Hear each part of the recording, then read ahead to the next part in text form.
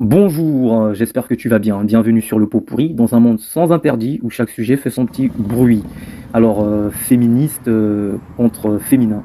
Et si le vrai combat n'était pas celui qu'on croit. En tout cas, pense à t'abonner à la chaîne YouTube. C'est juste en description de cette vidéo, hein, donc en dessous. Ça, je le dis pour ceux des autres réseaux sociaux. Donc, pour soutenir le contenu indépendant et libre, et bien sûr, commente, like, partage pour le référencement et raconte tes expériences, car ici, chacun a son mot à dire. Alors, féminisme contre féminin, c'est ce que je te propose aujourd'hui, hein. Le féminisme a incontestablement permis de grandes avancées pour les droits des femmes. Grâce à lui, des portes se sont ouvertes. On pourrait citer par exemple le droit de vote, l'accès à l'éducation, la liberté de travailler, le droit de disposer de son corps et plein d'autres choses, hein. C'est un combat juste, nécessaire, historique. Il fallait corriger une injustice, celle d'une société qui avait exclu la moitié de l'humanité des sphères de pouvoir, de décision, de reconnaissance et tout ça. Jusque-là, on est d'accord, hein, il n'y a pas de débat, il n'y a pas de discussion. En tant qu'homme, je soutiens pleinement cette quête de justice.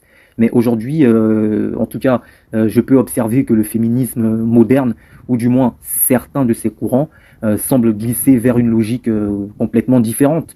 Non plus celle de rétablir la justice en valorisant la femme en tant que femme, mais celle d'imiter l'homme, d'obtenir les mêmes choses que lui, de vivre selon ses codes, ses rôles, son modèle. Et là, franchement, je m'interroge. Est-ce vraiment ça la liberté? Est-ce vraiment l'égalité? Ou est-ce une nouvelle forme d'aliénation? Car vouloir l'égalité absolue en toute chose, sans tenir compte des réalités biologiques, psychologiques, sociales, c'est effacer ce qui fait vraiment la richesse de l'humanité, la complémentarité. Hommes et femmes ne sont pas identiques, ils sont égaux en valeur, mais différents par nature. Et ces différences ne sont pas des faiblesses à gommer, elles sont des forces à plutôt reconnaître. Pourquoi chercher à faire de la femme un homme 2.0 alors que le monde a autant besoin du féminin que du masculin? Le vrai respect de la femme ne passe pas par la copie de l'homme, mais par la reconnaissance de ce qu'elle est. Intuitive, sensible, forte, créatrice de vie, capable de profondeur émotionnelle et d'intelligence pratique. Elle n'a pas à se déguiser pour être prise au sérieux. Elle est déjà sérieuse, elle n'a pas à crier plus fort pour qu'on l'entende. Elle porte déjà la sagesse, la femme est, tout simplement. Le problème, c'est pas la femme, hein, ça ne vient pas de la femme.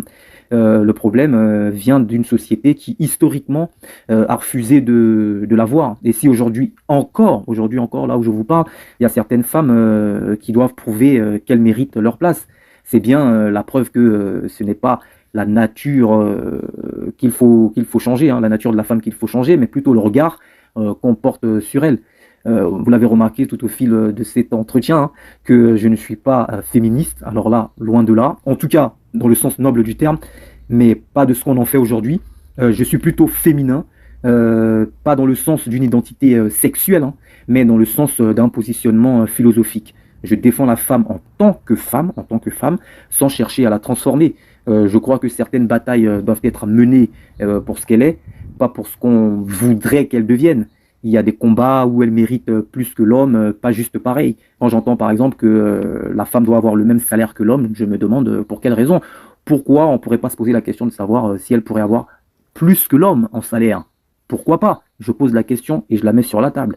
Par exemple, le congé maternité n'est pas un privilège qu'on donne à la femme. C'est une nécessité biologique et sociale. Elle est créatrice de vie. De même, sa sécurité dans l'espace public mérite une attention spécifique, car les agressions ne se vivent pas de la même manière, hein. Une femme agressée et un homme agressé, c'est pas la même chose. Alors non, je ne crois pas que les femmes aient quelque chose à prouver. Je crois que c'est plutôt le système qui a des preuves à faire. Et vouloir être respecté sans se dénaturer, pour moi, c'est le vrai courage. Le féminin, c'est ça, c'est ça.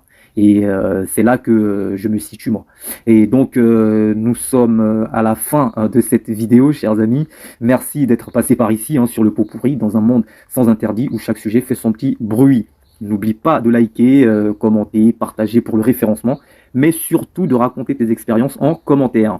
Et bien sûr, abonne-toi à la chaîne YouTube, le lien est juste en bas. pour soutenir le contenu qui ose dire tout haut ce que beaucoup pensent tout bas. Prends soin de toi en tout cas. Et on se retrouve très vite pour un nouveau sujet. Et si tu veux qu'on en développe un en particulier, n'hésite pas à me le dire en commentaire. D'ici là, ciao!